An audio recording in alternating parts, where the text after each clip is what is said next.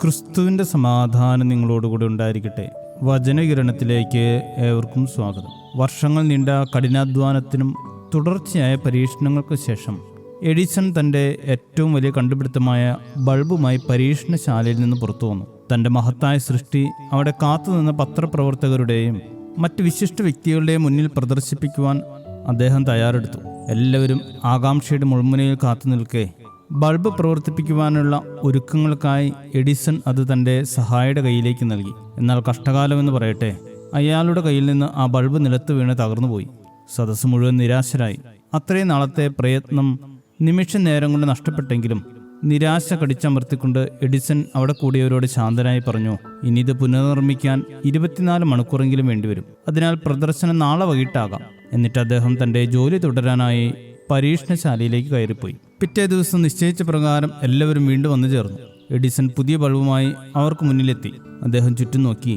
തലേന്നത്തെ അബദ്ധത്തിൽ മാനസികമായി തളർന്ന് തൻ്റെ സഹായി അതാ ദൂരെ മാറി നിൽക്കുന്നു.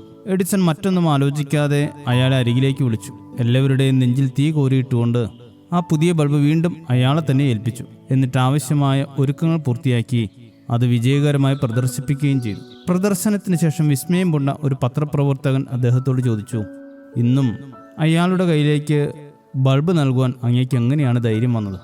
അതിന് മറുപടിയായി എഡിസൺ നൽകിയ വാക്കുകൾ ലോകത്തിന് മുഴുവനൊരു പാഠമായി.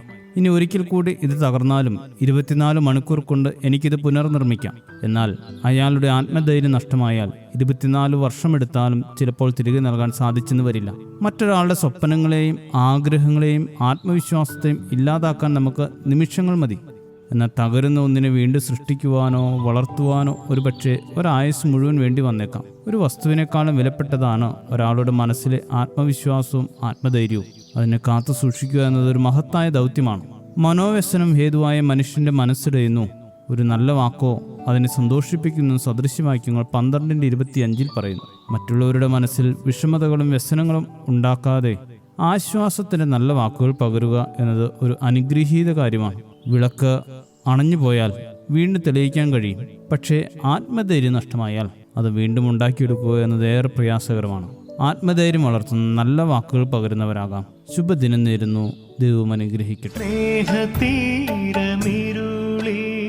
കാണാതെ കാറ്റിൽ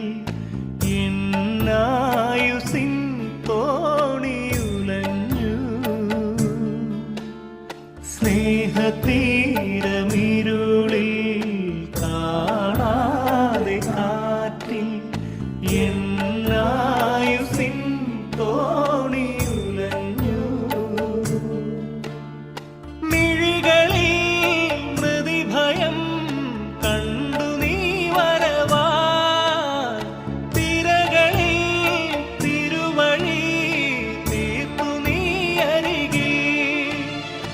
അനുദിനം സ്തുതികളായെന്നാത്മസ്പന്ദനം പുലർക്കാലദീപമായി എന്നാത്മാവിൽ വാഴാൻ വരൂ യേശുവേ. ഇരുൾ നീക്കി മനസ്സേ നവോന്മേഷമേകാൻ